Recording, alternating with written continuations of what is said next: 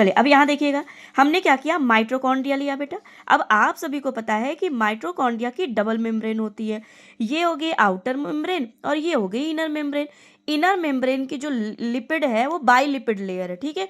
तो by lipid की layer ये मैंने बनाई, ये इंटरनल लेयर है, ये एक्सटर्नल लेयर है बेटा माइटोकॉन्ड्रिया की, ठीक है।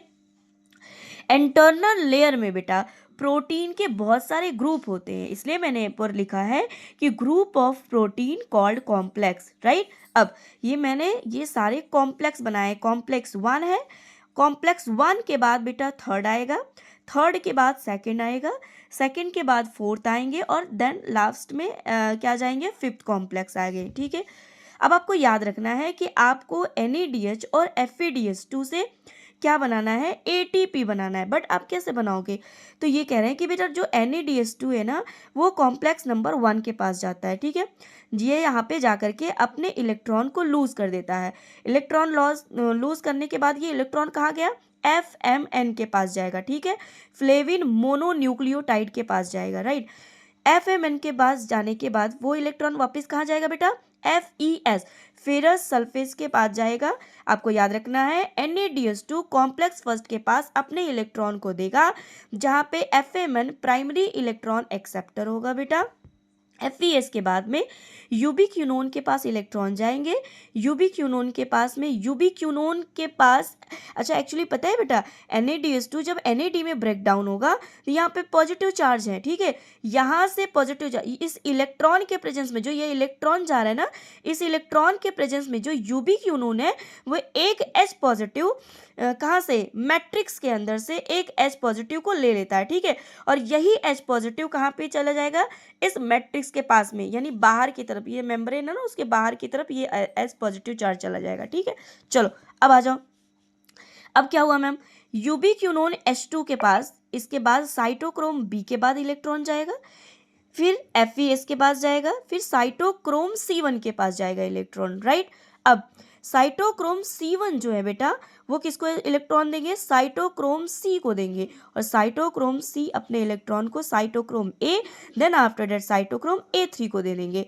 साइटोक्रोम A3 के पास जैसे ये इलेक्ट्रॉन आएगा बेटा, वहाँ ऑक्सीजन मैट्रिक्स में है, H पॉजिटिव को लेकर के इलेक्ट्रॉन के प्रेजेंस में ये वाटर बना देंगे, ठीक है। इतनी बात समझ में आई। अब आपको समझना है ये H पॉजिटिव आयन सारे इकट्ठा हो रहे हैं, ठीक है।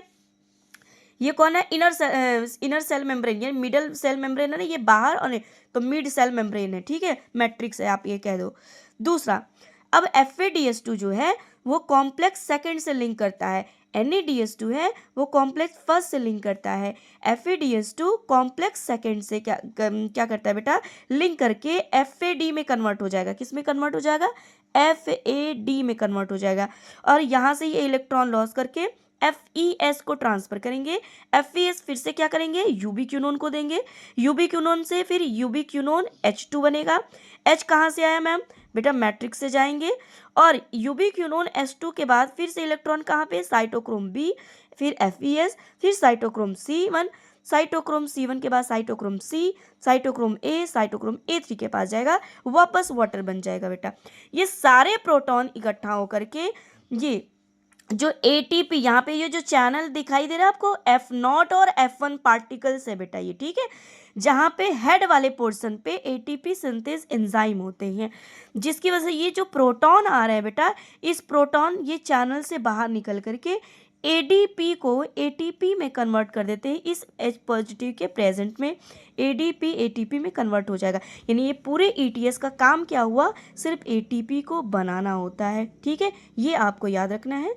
चले अब समझ में नहीं आएगा तो फिर से एक बार आप पूछ लेंगे हमसे। हाँ, दूसरी बात आपको याद रखना है, कॉम्प्लेक्स 1 का नाम क्या है, NADH डिहाइड्रोजिनेस। कॉम्प्लेक्स सेकंड का नाम क्या है, आप कहेंगे साइटोक्रोम BC1 कॉम्प्लेक्स। देखो आप कहोगे ना, देखो ये कौन सा है, सेकंड है ना, तो यहाँ पे आपको रखना है कॉम्प्लेक्स थर्ड का नाम सक्सिनेट डिहाइड्रोजिनेस, तो आपको कहना है सक्सिनेट डिहाइड्रोजिनेस, ये देखो सक्सिनेट डिहाइड्रोजिनेस।